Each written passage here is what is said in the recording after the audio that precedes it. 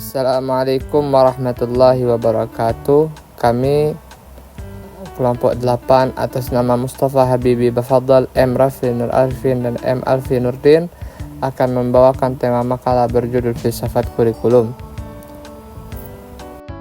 Puji syukur kehadirat Allah Subhanahu wa Ta'ala atas rahmat dan hidayahnya yang memampukan penulis menyelesaikan makalah tentang filsafat kurikulum. Makalah ini dirancang untuk mendalami konsep, landasan, dan aliran filsafat kurikulum dalam konteks pendidikan agama Islam. PAI berperan vital dalam membentuk karakter dan moral peserta didik. Kurikulum yang sistematis sangat penting untuk respon terhadap dinamika zaman.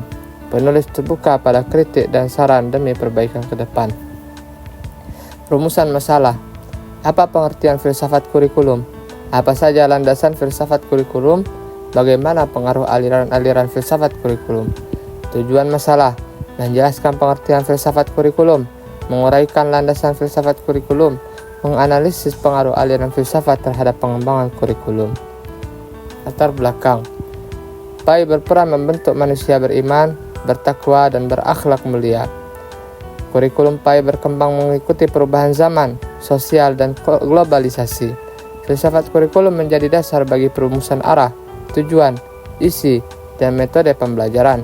Memahami aliran filsafat seperti idealisme, perennialisme, realisme, pragmatisme, dan eksistensialisme penting agar pengembangan kurikulum PAI tidak sekedar teknis, melainkan juga filosofis dan kontekstual. Pengertian filsafat kurikulum. Filsafat adalah ilmu tentang kebijaksanaan. Berasal dari Yunani kuno, philos, cinta, sophia, kebijaksanaan. Kurikulum awalnya berasal dari dunia olahraga sebagai jarak tempuh, dan kini berarti rangkaian mata pelajaran yang harus ditempuh siswa dari awal hingga akhir masa belajar. Filsafat kurikulum adalah kerangka pemikiran atau pandangan yang menjadi landasan merancang, mengembangkan, dan menerapkan kurikulum, mengarahkan prioritas, tujuan, isi, metode, serta evaluasi pendidikan. Landasan filsafat kurikulum. 1. Ontologi. Ontologi membahas hakikat keberadaan dan realitas manusia, alam, dan Tuhan. Dalam Islam, ontologi berpijak pada tauhid. Segala eksistensi bergantung pada Allah. Manusia sebagai makhluk ciptaan Allah memiliki potensi jasmani dan rohani, serta tugas sebagai khalifah di muka bumi. Kurikulum disusun untuk mengembangkan seluruh aspek manusia secara integratif, fisik, intelektual, emosional, dan spiritual. 2. Epistemologi.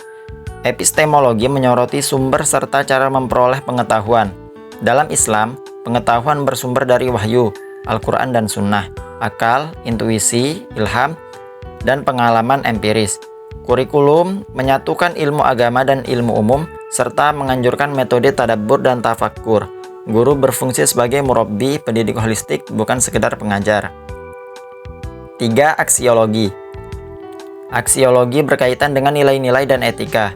Pendidikan Islam menargetkan terbentuknya insan berakhlak mulia, tidak hanya cerdas intelektual, namun juga bermoral dan soleh spiritual. Kurikulum harus mengandung nilai kejujuran, tanggung jawab, keadilan, dan kasih sayang. Evaluasi pendidikan meliputi kognitif, afektif, dan psikomotorik, menekankan pada pembentukan karakter. Pengaruh aliran filsafat. Yang pertama yaitu konsep dasar. Idealisme menekankan pengetahuan berasal dari akal dan ide bawaan.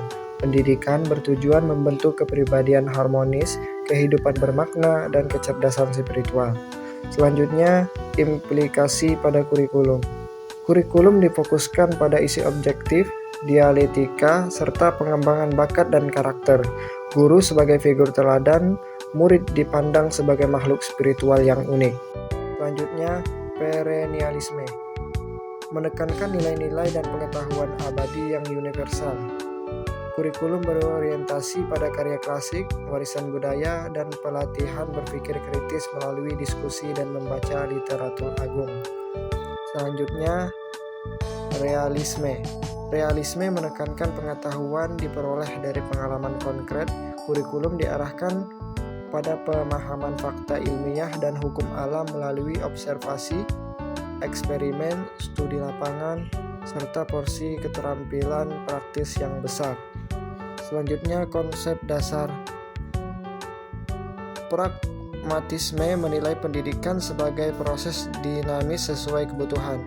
Kurikulum bersifat fleksibel dan mudah disesuaikan dengan tantangan zaman dan lingkungan. Selanjutnya, implikasi pada pembelajaran. Metode ilmiah dan problem solving diutamakan. Pengetahuan harus terintegrasi lintas pembelajaran. Guru sebagai fasilitator, siswa aktif, dan minat belajar menjadi pusat kegiatan. Selanjutnya yaitu tujuan. Bimbingan individu menuju kesadaran diri, kebebasan menentukan pilihan, tanggung jawab pribadi, dan komitmen pribadi. Yang terakhir, aplikasi kurikulum.